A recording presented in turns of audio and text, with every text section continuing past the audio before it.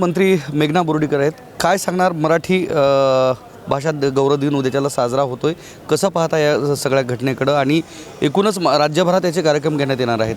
बघा, मराठीला अभिजात भाषेचा दर्जा पंतप्रधान नरेंद्र मोदीजींच्या सरकारने दिलेला आहे. त्यामुळे ही गर्वाची बाब आपल्या सर्व महाराष्ट्रातल्या लोकांसाठी आहे आणि मराठी आपली मातृभाषेतूनच प्रत्येक मुलामुलींनीसुद्धा शिक्षण घेतलं पाहिजे आणि त्यासाठी हायर एज्युकेशनसुद्धा मराठीतून देण्याचा निर्णय केंद्र सरकारने घेतलेला आहे. आणि आपल्या भाषा एवढी वैविध्यपूर्ण आहे, एवढी म्हणजे कलागुणांनी संपन्न अशी भाषा आहे. त्यामुळे चांगल्या पद्धतीने उद्या राज्यामध्ये पण सगळ्या ठिकाणी साजरा होतो आहे मराठी दिन. सगळ्यांना मी आपल्या माध्यमातून शुभेच्छा देतो. काय वाटतं मराठी ज्या पद्धतीनं मराठी भाषा दिन साजरा होतं, सभागृहातील कामकाजसुद्धा मराठीमध्येच व्हायला पाहिजे असं वाटते का? कारण बरेचसे जसं आपण फाईल आहे, फाईलचा जर मराठीमध्ये उच्चार करायचा असेल तर कोणत्या नावानं करणार आपण? आता मला नाही सांगता येणार. ज्या पद्धतीनं मराठी भाषा राजभाषा दिन साजरा होतो आहे त्याच पद्धतीनं राज्यातील जवळपास 3000 शाळा 2024-25मध्ये बंद करण्यात आलेल्या आहेत. या घटनेकडे कसं पाहता तुम्ही? एकीकडं राजभाषा दिन साजरा केला जातो, दुसरीकडे शाळा बंद होताना दिसत आहेत. नाही, असं तो आकडा चुकीचा आहे आणि आजच सन्माननीय मुख्यमंत्री महोदयांनी त्यांच्या भाषणामध्ये हे सांगितलेलं आहे. हा आकडा भूगोलेला आहे, चुकीचा आहे. त्यामुळे एवढ्या शाळा बंद झालेल्या नाही आहेत. ह्या सगळ्या घटना घडत असताना चंद्रपुरामध्ये एका आंतरजातीय विवाह केल्यामुळं सचिन सुनीता सोनटक्के नावाच्या दाम्पत्यावर बहिष्कार टाकण्यात आला. एवढंच नाही तर लसीकरणही करण्यात आलं नाही. एक महिला मंत्री म्हणून तुम्ही ह्या सगळ्या घटनेकडे कसं पाहता? नाही, बघा, त्या ठिकाणची किंवा त्या घटनेची परिस्थिती काय आहे हे मला खोलात जाऊन बघावं लागणार आहे. परंतु हे आत्ताच्या घडीला हे असे प्रकरण होणं म्हणजे निश्चितच म्हणजे आपण एवढं सर्व समाज आणि सर्व जातींना एकत्र घेऊन चालत आहोत एवढ्या वर्षांपासून आणि एखादी ती घटना कशामुळे झाली आणि का अशा पद्धतीचं केलं हे मला आणखीन डिटेल माहिती घेतल्याशिवाय मी आपल्याला काही सांगू शकत नाही. परंतु हे चुकीचंच आहे. VSR जी कंपनी आहे त्या कंपनीवर गुन्हा दाखल करण्यासंदर्भात रोहिल पवार आंदोलन करताना दिसत आहेत. आज बारामतीमध्ये ठाण मांडलेले तरी पण गुन्हा दाखल होत नाही. तुम्ही कसं पाहता या सगळ्या घटनेकडं? संशय व्यक्त होतोय मात्र त्या कंपनीवर गुन्हा दाखल होत नाही. नाही, बघा, आपलं सरकार दोषी असतील तर त्यांना कोणाला पाठीशी घालणार नाही. नियमानुसार कायद्यानुसार जे असेल ते होईल. मात्र ह्या सगळ्या घटनेमध्ये गुन्हा दाखल करण्यासंदर्भात जो संशय व्यक्त केला जातो, कंपनीवर गुन्हा दाखल करण्यास काय हरकत आहे?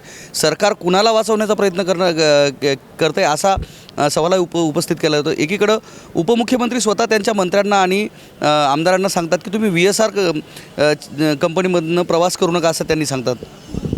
नाही, हे बघा, तो कुठल्या कंपनीच्या विमानांमधून प्रवास करायचा किंवा नाही हा प्रत्येकाचा वैयक्तिक प्रश्न आहे आणि गुन्हा दाखल करण्याच्या बाबतीमध्ये जे नियमानुसार असेल तसं करण्यात येईल.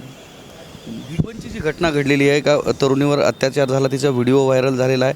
त्यानंतर त्या घटनेनंतर सरकार लव जिहाद आणि धर्मांतरावर कायदा आणण्याचं ठरवलं.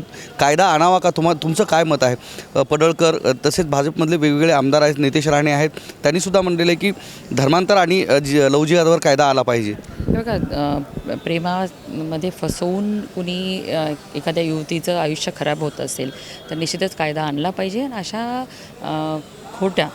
खोटा प्रकार करून खोट्या प्रेमाचं नाटक करून तिचं आयुष्य उद्ध्वस्त होणार असेल तर कायदा आलाच पाहिजे आणि कठोर शिक्षा झालीच पाहिजे.